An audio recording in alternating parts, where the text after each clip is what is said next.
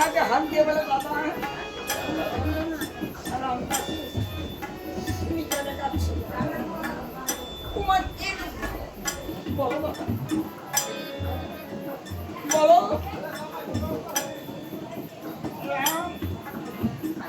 লক্ষণের দিকে তাকিয়ে ঘুমিয়ে ঘুরে যাচ্ছে। হঠাৎ লক্ষণকে বুকে ধরে ধরেছে, জড়িয়ে ধরে বলে আমি কেন কাঁদি? বলতে পারিস আমি কেন কাঁদি? বলে দে ভাই, বলে দে আমি কেন কাঁদি? এই বললাম সীতা সীতা মানে অজ্ঞানের মাটিতে পড়ে গিয়েছে।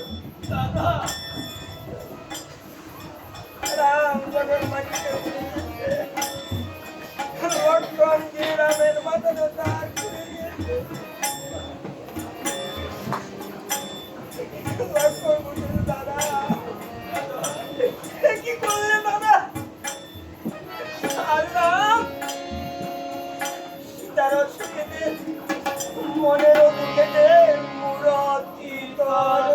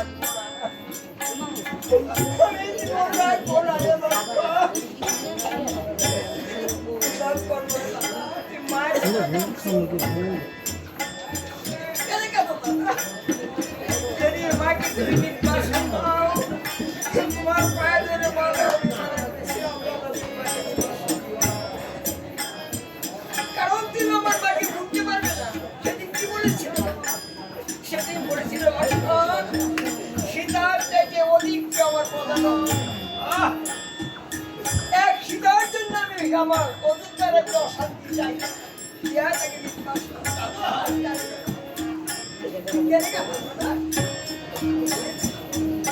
তোমার পায়ে ধরে বলছিস সেটাকে আমি তো বলতে চেয়েছিলাম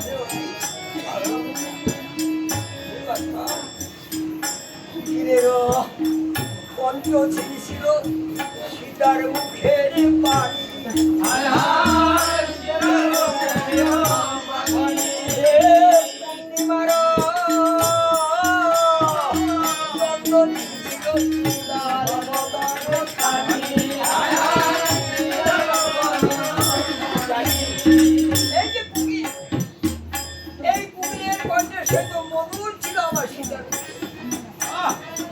যখন আমার পাশে বসে বলতো প্রভু আমার দিকে তাকাও, দেখো প্রভু, এই বলে যখন আমাকে পায়ে ধরতো আমি সীতার দিকে তাকাতাম। সীতার দিকে তাকালে আমার মনে হয় পূর্ণিমাটা প্রাণ এতদের অনুমতি আমার সিদ্ধান্ত গ্রীষ্মকালে যদি সীতা আমার পাশে দেখতো আমি গরম, শীতকালে যদি সীতা আমার পাশে দেখতো আমি শীত বুঝতে পারতাম না। আজকে বুঝতে পারছো? আজকে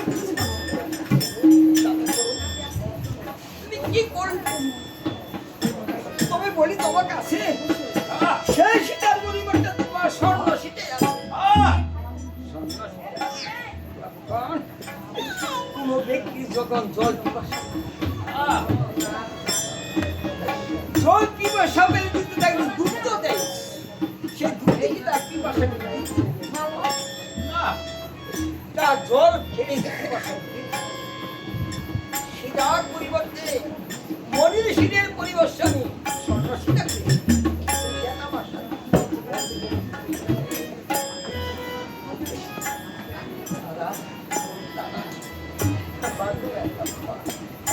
এই বলে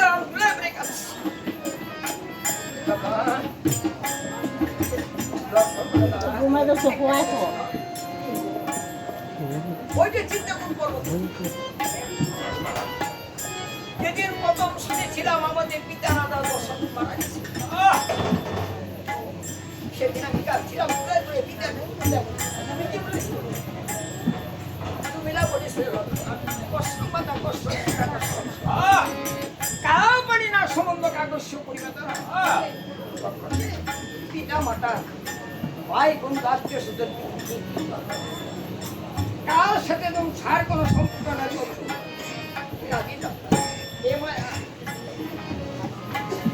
হে মায়া প্রবঞ্চ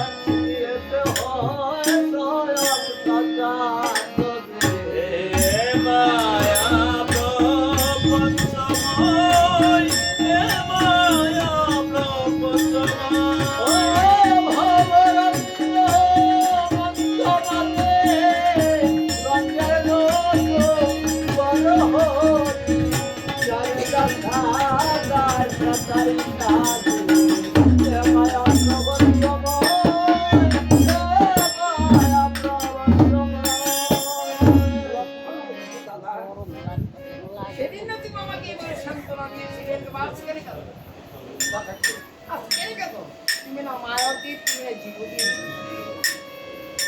ওই দেখো তো, যেই প্রজাদের মঙ্গলের জন্য, শান্তির জন্য তুমি আমার মাকে নির্বাসন দিয়েছিলে, ওই দেখো দলে দলে সেই প্রজা কিন্তু তোমার আর সবাই করছে। তাদের মুখ দেখে, তাদের কথা শুনতে শান্তি পাবে। এই বলে লক্ষণ নর্তন বলে নির্দেশ করে প্রজাদের দেখব, সত্যের রাম প্রজাতিকে তাই প্রজাদের দেখে আর লক্ষণের হাত ধরে আস্তে আস্তে রাত সবাই পরিচয় উপস্থিত জল ছিল, সবাই তখন রাম রাম আসলে ঠিক সেই মুহূর্তে প্রাতঃ জ্ঞাতি করে সমাপন অবশ্যই নিজের পণ্ডিত নিয়ে বাল্মীকির লিখা রামায়ণ গ্রন্থখানা উত্তরাখণ্ডে যায়। অদ্যদিকে সপ্তম দিবসের মধ্যে বাল্মীকি বনে পুত্র হইবে। লিখেছে বাল্মীকি প্রাণ সংগঠিত করবে অসুস্থ তপদা তাই অবশ্য বলতে দেখেছো ওরে প্রাপ্ত মহারিষি কি সুমতাদের বার তোমাকে করেছ তবে তুমি কেন বৃথা এখানে বসে করে কাজেই ভক্তি হবে গ্রন্থগানে শ্রীরাম গোবিন্দ বলে কখন এসেছে অযোধ্যা যখন উপনীত হয়েছে রাম দেখতে পেয়ে তার সিংহাসন থেকে উঠে চরণে প্রণাম প্রণাম করবে ঠাকুর আপনার আগমনে ধন্য এসে আমার ভাই লক্ষণ ঠাকুরকে বসতে দাও রত্ন সিংহাসন রাম আদেশে যখন লক্ষণ সিংহাসনে এসে রাম পুনরায় কৃতাঞ্জলি হয়ে বলতেছে ঠাকুর আপনি দয়া করে আসুন তোমার এই অযোধ্যায় আমি আসন গ্রহণ করতে আসিনি আমি আসন গ্রহণ করবো কিন্তু আমি যে অযোধ্যা পাক এই কত অমঙ্গল প্রশ্ন কি অমঙ্গল আমি দেখেছি রাজ্যে কত অতিবৃষ্টি কত অনাবৃষ্টি কত শিলাবৃষ্টি আবার কোথাও বজ্রবৃষ্টি এসব কারণ দিবস আমি শীতকালের ধ্বনি শুনতে পেয়েছি শীতে কাকের ধ্বনি শুনতে পাই কেন কি অমঙ্গল কেন এ তো জানি অন্তত ধর্ম রাখছি তোমার যে করেছে আমি তো বলছি আপনার টিকা লিখবো আপনার তো একটা বলুন কেন আমার এই দেখতে বেশ তুমি বলো তো পিতৃ সিংহাসনে বসার জন্য কি করেছি আমি পিতৃ সত্য কারণে 14 বছর সাথে গিয়েছিল আমার স্ত্রী জানকী পঞ্চবটি কারণ আমরা সুখে ছিলাম তিনজন লঙ্কা রাবণ আমার সীতাকে বলেছিল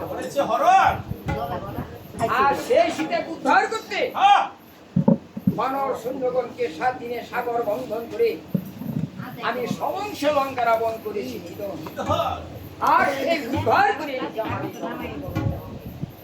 রাবণ কিন্তু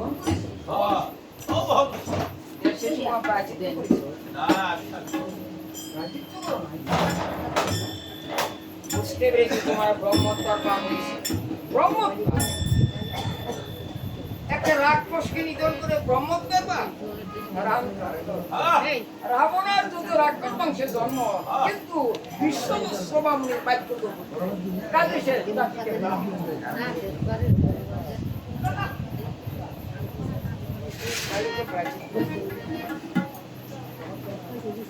সম্ভব নামে এক পুত্রকে বিনাশ করেছে প্রায়চিত্ত করেছে বিনাশ করো প্রাচীন করতে হবে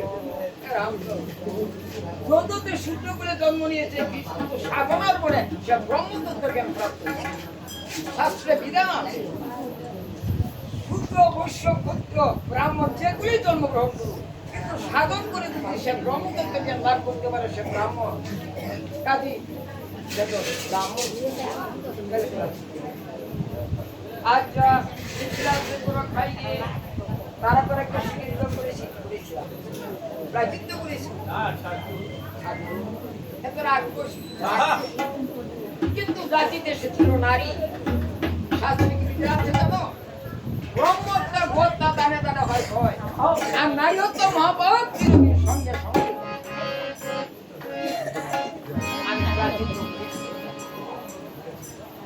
রাম রাজ্যের এই অমঙ্গল দূর করে তোমাকে তার প্রাচীন ঠাকুর আপনাকে দয়া করে বলেছেন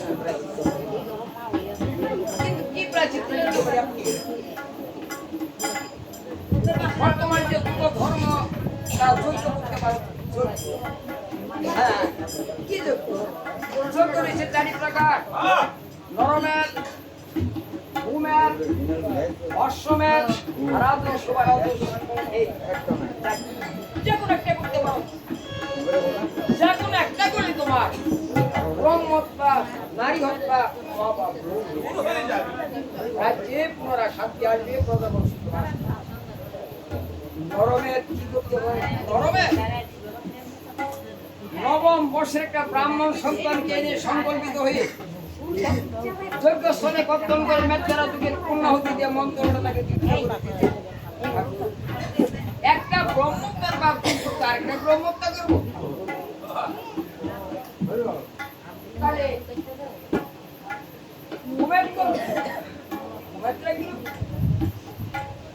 নবভূমিষ্ঠকে উপস্থলে সংকল্পিত যজ্ঞস্থলে কর্তন করে মেঘারা যুগের পূর্ণাহুতি দিয়ে মন্ত্রটা আবার নিবেদন করে দিতে। বরটা বলবে তাহলে রাজস্ব করতে পারো। রাজস্ব কারণ শুনেছি রাজস্ব যন্ত্র ছিল আমার পূর্বপুরুষ সদা যার ইতিহাস সংগ্রহ করে দেখা গেছে যে রাজস্ব যজ্ঞ করে নিজে একটা শ্মশানের কান্দারি হয়েছিল, নিজের একটা ব্রাহ্মণের দাসী করেছিল। আমি তো তাদের মতো এখন মগজ দিতে পারি না। লসমেত করতে হবে তোমাকে। লসমেত কি? অষ্টবর্ণের একটা অস্ত্র এনে সংকল্পিত হয়ে তাকে সুসজ্জিত করে একটা জয় পতাকা লিখন করে তার কপালে দিয়ে অশ্বরা ছেড়ে দেন। অশ্বরক্ষক তাকে সাথে দাঁড়িয়ে দিয়ে বিচরণ করে। যদি কেউ ভাবে যুদ্ধ করে ছিয়ান তবে পৃথিবীর চারিদিক ভ্রমণ করে যখন যুদ্ধ আসবে যজ্ঞ স্থলে তখন তাকে বর্তমান করে মেঘারা যুগের পূর্ণাহুতি দিয়ে মন্ত্রবার্তাকে জীবিত করে দেন। তাতে ব্রহ্মত্তা গোয়ান্তা নায়কতা সব পাপ দেখে আমি অশ্বতে কারণ আমি ক্ষত্রিয়। যুদ্ধ হলো ক্ষত্রিয় ধর্ম। এতে যদি কিছু প্রজা মৃত্যু হয় তাতে আমাদের অধর্ম হবে। কারণ দেশের শান্তি রক্ষার্থে মঙ্গলের জন্য ক্ষত্রিয়রা যে কোনো হত্যাকাণ্ড করতে পারে। বেশ তাহলে তাই করি। কিন্তু এই অশুভাবু কোথায়? স্বরাজ দেবরাজের রাজ্য পাবে। লক্ষণ ঠাকুর যখন বলেছি বিলম্ব করবো না, যা তুই এখন সম্রাট কৃষ্ণনাথ দেবরাজকে বলবি আমি অশ্বযোগ্য করবো, আমাদের অষ্টবনের অশ্বদান। লক্ষণ তখন রামকে এবং অগস্ত্যকে প্রণাম করে চলে গেছে স্বর্গে। যখন বলেছে দেবরাজ অত্যন্ত উপকৃত হয়েছে। আর অশ্বযোগ্য করবে ওইটা আমার অশ্ব। যাও যে অশ্ব তোমার পছন্দ তুমি নিয়ে যাও। লক্ষণ তখন একটা অষ্টবর্ণের অশ্ব উদ্দেশ্য উপনীত এসে এসে রামচন্দ্রের কোনো ডাক্তার নাম দাদা এই বাহ ঠাকুরে এখন কি করবো? এখন একটা জয় পতাকারী গান কি লিখবো? আমি বলছি তুমি দেখো। দেখো অযোধ্যাতে অজপুত্র দশরথ আর দস্যুপুত্র রাম ভরত শত্রুঘ্ন ভাইচারী অযোধ্যা দশমন্ত্রিত করে আরম্ভন। এতে নিমন্ত্রিত রয়েছে জগৎবাসীগণ। এই অশ্বমেধ থেকে রহস্য পৃথিবীতে বিদ্যা করে দিচ্ছে। বাদিতে কারণ হয় বাধা, বাদিতে পারে যে না বাধে তার হলো গাধা। এই কথাটা তো অহংবাদী। একটু অহংকারের রামচন্দ্র তাহলে তুমি মত দিয়ে দেখতে আমার কাছে মত দিয়েছে। আমার মত হলো আমি যা বলছি দেখো কোনটা অহংবাদী সেটা আমি বেশ কেছো আমার কাছে ভক্তকানিয়া অবশ্য চিন্তা করতেছে যে কথা লিখেছে কিন্তু আমার যে উদ্দেশ্য এসেছি সে উদ্দেশ্য পূরণ হবে না। বাল্মীকির আমার পূর্ণ করতে হবে।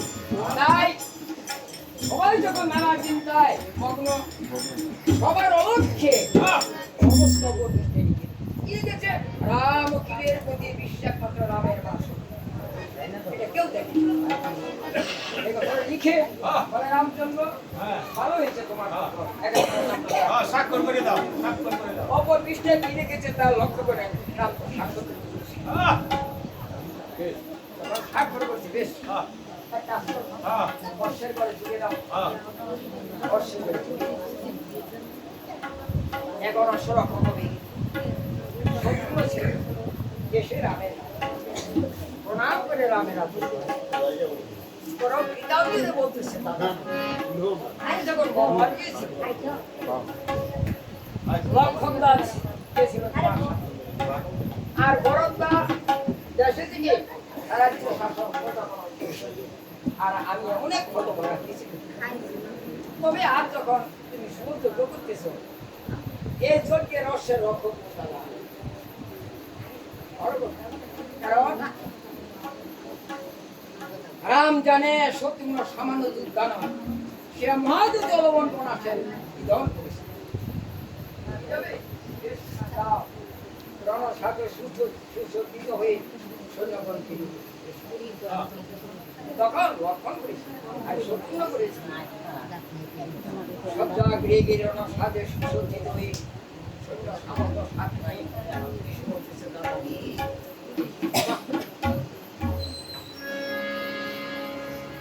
সত্যকে দেখে রামে কিয়া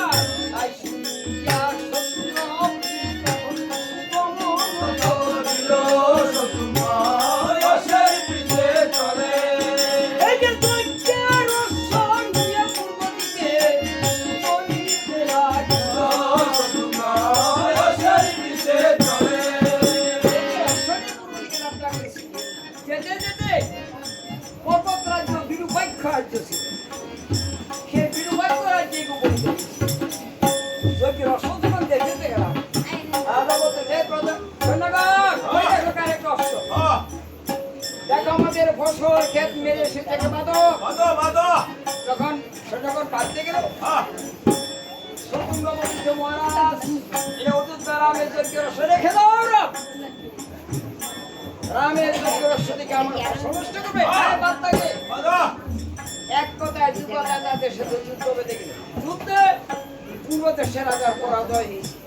রাজাকে আর সৈন্যগণকে বেঁধে শত্রুঘ্ন উত্তরায় পাঠিয়ে দিয়েছে। তথা সামান্য তাদেরকে নিমন্ত্রণ করে চলে গেছে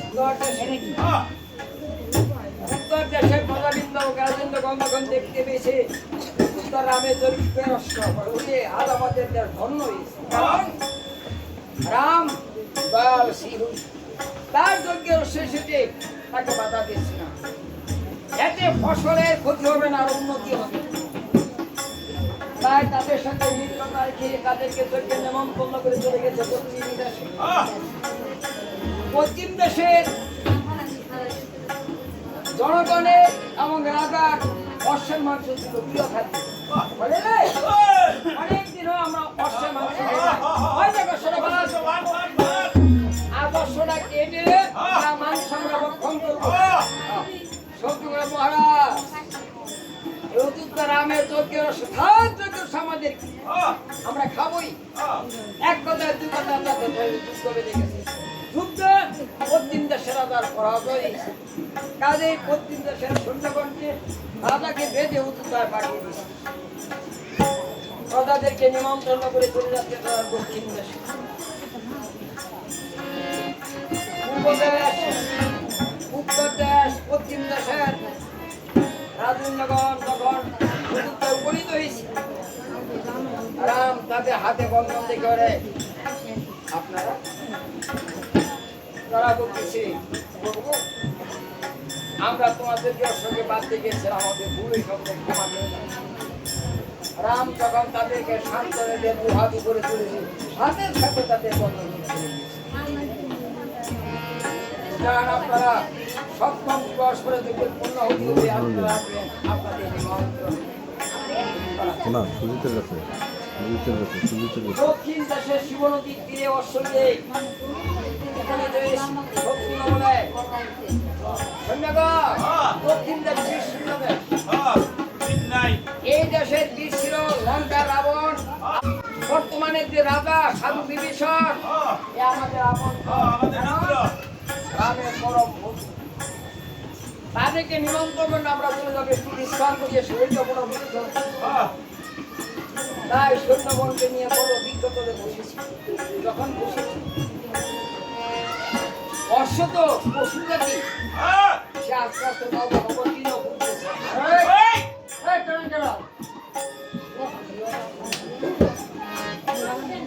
এদিকে ঠিক সেই মুহূর্তে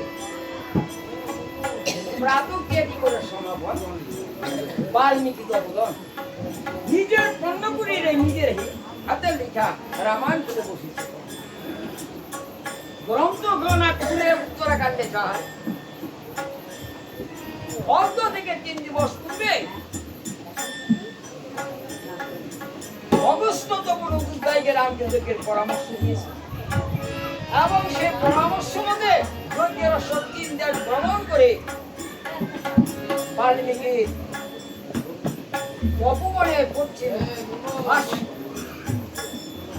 একটা বৃক্ষে ফলে বেশি বিশ্রাম তাই বলতে শহীদ গেছো ভ্রান্ত নিজের হাতে লেখা রামায়ণ তাও বলে গেছে।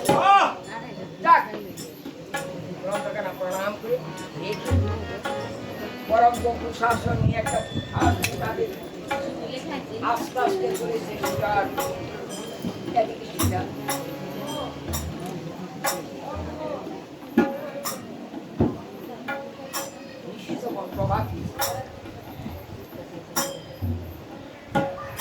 আকাশে সূর্যদেব প্রকাশ দিয়েছে। ঘুম থেকে উঠে দাঁড়িয়ে কারণ সমাজ একটা সূর্যদেবকে প্রণাম করে তখন দাঁড়িয়ে বসেছে। হঠাৎ তো আবার খুশি ঘুম থেকে উঠে গেল, মা মা আমাদেরকে খেতে দাও।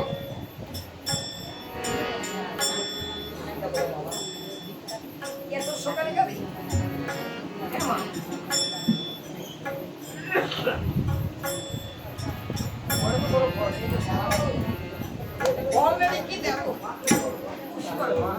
যখন তোমার কাছে যায় তখনই বড় ফল নেই। বনের ফল আর নদীর ফল এই আমাদের ক্ষেত্র। এই পৃথিবীতে আমাদের চাইতে কি কোনো গরিব নাই? যে দেখো মা, কত গরিব দুঃখী আছে, তাদের মা পিতা মাতা দিনান্তে এক দৃষ্টিতে অন্য মুখে করে দেয়। কিন্তু আজ পর্যন্ত শুধু আমাদেরকে কোনোদিন জন্ম দাও না। আমাদের ওই দৃষ্টিকে বিধাতা তরুণ লেখন করে নেয় না।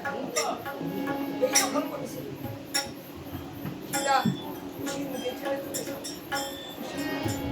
এমন কষ্ট থেকে তো থেকে তোর মুখে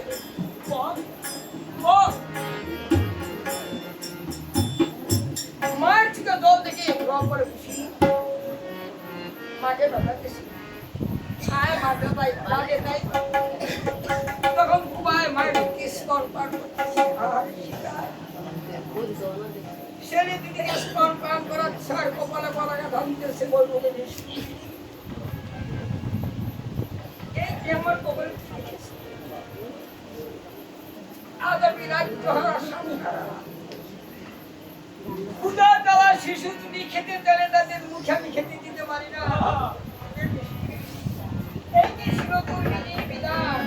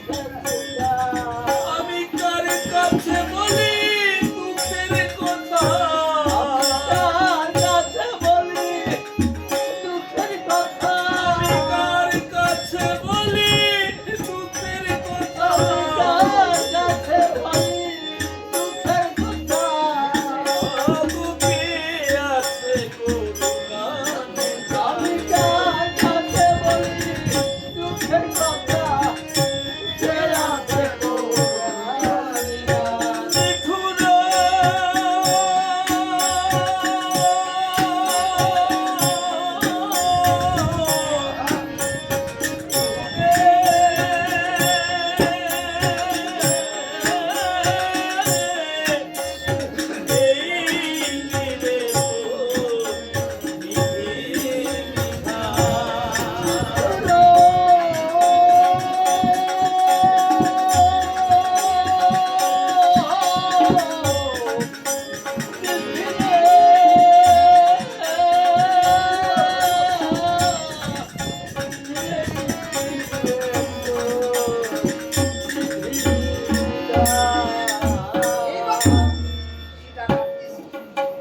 ঠিক সেই মুহূর্তে বাল্মীকি জগৎ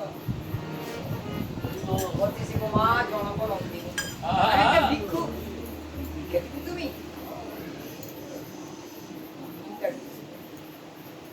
বাল্মীকি আবার বলতেছি গো মা জনগণ নন্দিনী আমি একজন ভিক্ষু ভিক্ষা দিবি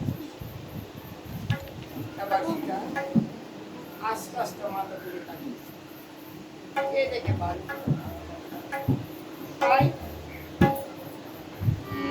লম্বায় খুশির ছিটপাত ঘুমন্ত দুইটা শিশুকে দুই ধারে আস্তে আস্তে বাল্মীকি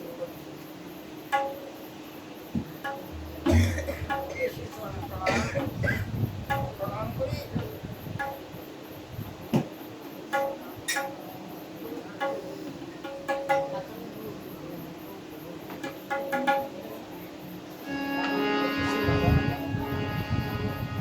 কি ভিক্ষা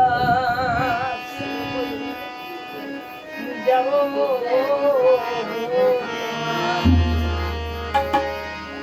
হে তবু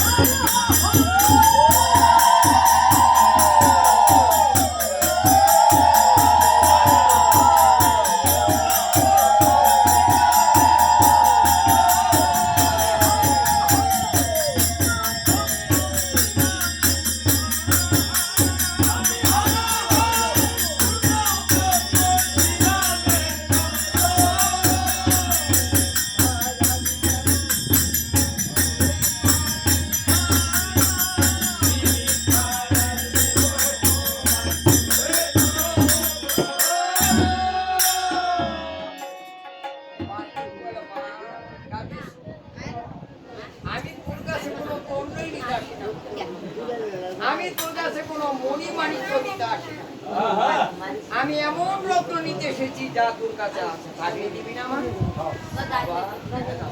এই, যদি আমার কাছে থাকে আমি দেব, দিবি? হ্যাঁ। সপ্তম দিবসের দিন তুই ছেড়ে দুদিকে ভিক্ষা দিবি না? সপ্তম দিবস বাবা আমার ক্ষমা করো। দিয়া মুনিয়া বাড়ি। সপ্তম দিবস আমি একদিন আমায় আর দুঃখ দিও না। আরে পাগলি মা, তুই ছেড়ে দিবি না, আমি তুই যাবো না। তুই কেন কাঁদিস? দিবি না ভালো কথা, কাঁদিস কেন? তাহলে দিবি না?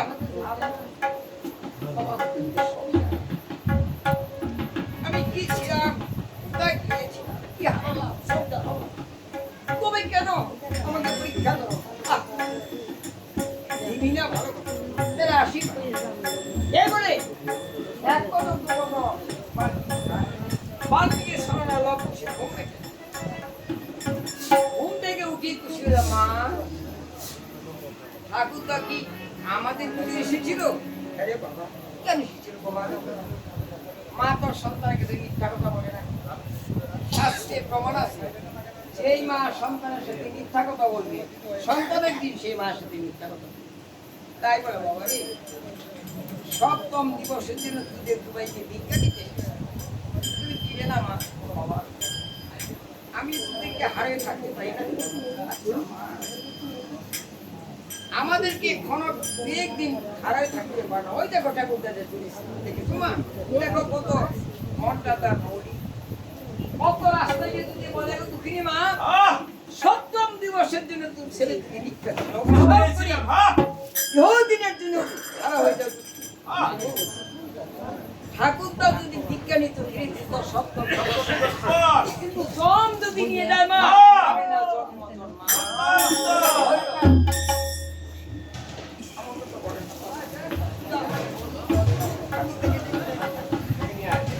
ঠাকুরদা, ঠাকুরদা, তুমি যে এলো মা ভিক্ষা দেবে। বাড়িতে কি বলি? ভিক্ষা হ্যাঁ দেবে, আসো। বাড়ি গেছি মা, কি বলতো? ভিক্ষা দেবে। ভিক্ষা দিবি না? বাড়ি মা। আমি বাল্মীকি যতদিন জীবিত থাকি সমস্ত ছেলে তৈরি করতে পারি, কোনো চিন্তা করিস না। সপ্তম দিবস আমার সাথে থাকবি তোরা। সপ্তম দিবস না কি খাবে রে বলা থেকে রে না, মার জন্য কিছু বলে দে। ওই শিক্ষক আমার দিকে চলায় এগুলো বাল্মীকি চলে গেছে। আবার খুশি হলাম মা, ঝুড়িটা কোথায়? ফল নিয়ে আসি গা। এটাও বাবা দেরি করিস না কিন্তু। না মা চলে আসবো। ঘুমাই দিতে সারা মনে মনে করতেছে আজকে তুমি পূর্ণ করে বলো। আহ, দেখবো মা এ তোমার কয়টা খায়, হ? সব বলে মা খাবে না রে। আমরা গিয়ে থাকি মা খায় না, আর আমরা চলে গেলে খাবে। এই বলে তারা বনে কি ফল খুঁজতেছে, ফল পায়। যা সকল ফল থেকে সবই কাঁচা ফল। তার কারণ শাস্ত্রে বলেছে কোন ছেলে যদি বলে আমার টাকা পয়সা ধন সম্পত্তির অভাব নাই, আমি আমার পিতামাকে খাওয়াতে পারবো না। আহ, ঘরেতে অহংকার নেই, গৌরব নেই, কোনো পিতামাতার সেবা করা যায় না। আর ছেলে যতই ভিক্ষুক হোক, যতই দারিদ্র কিরান্তে এক মুষ্টি তন্ডুল জানে, তবু যদি ছেলে মনে থাকে আমার মাকে আমার বাবাকে আমি মা বাবাকে সেবা অন্ন গ্রহণ করবো না, সেই সেবাতে মা সুখী থাকে। ধন সম্বন্ধে পিতামাতার সেবা হয় না, কারণ পিতামাতা সবাই উঠতে। শাস্ত্র বলছে পিতা ধর্ম পিতা সর্ববিধি কর্তব্য পিতরি পিতৃব্রাহ্মণ্যে প্রিয়ন্ত সর্বদেবতা। বলবা? আর ভূ গুরু শিব মাতা সরকার তুমি গুরু শান্তির বান ক্ষমার বান সাক্ষাৎ ভগবতী দেবী তার মাত্র নমাম দুর্গা চাইতো শ্রেষ্ঠ যে মা। দাদি পিতামাতাকে সেবা করলে কৃষ্ণ পাওয়া যায়, কিন্তু কৃষ্ণকে সেবা করলে পিতামাতা পাওয়া যায়। শাস্ত্রে দেয় না দেখে এবার কেমন করবে? যেই ব্যক্তি পিতামাতা সেবা না করা ভাগবত গীতা পাঠ করে আর ভাবে আমার তো ভাবি কি দুনিয়া আছে শাস্ত্রে বলে যে তোমার মৃত্যু হবে সারা জীবন কিটা বাক বাক করলো না আর যে ব্যক্তি কৃষ্ণকে ডাকে না অথচ মনে প্রাণে পিতামাতার সেবা করে আর বলে গোবিন্দ আমাকে এই শক্তি দাও আমি যেন পিতামাতার সেবা করতে পারি গোবিন্দকে না ডাকলেও মৃত্যু করে তার চরণ তিনি যে গোবিন্দ তাকে পছন্দ করে কারণ হরি বল দেখেন পিতামাতা দাদি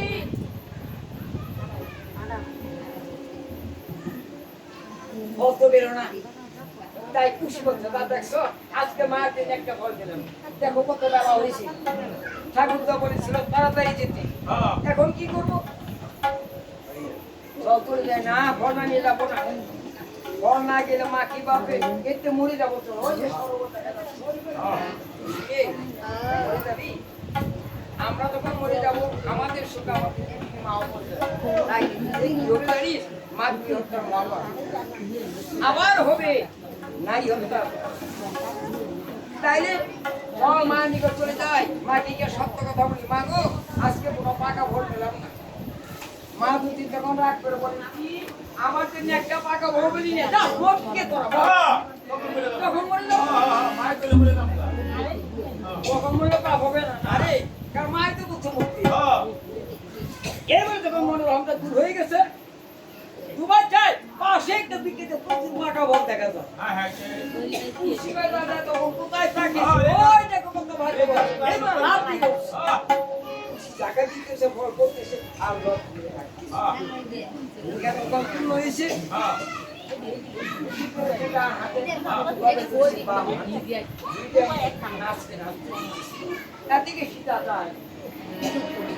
বেলা অনেক এখনো ছেড়ে দিতে এরা কি বলি খেলা করতেছে না ঠাকুর তো এখানে চলে গেছে খুশি এই বলে বলে ঢুকেছি যখন ঢুকেছে খুশি আল্লাহ বলে ওর যাবো মা তখন ডাক দিয়েছে সীতা বলতেছে বলিয়া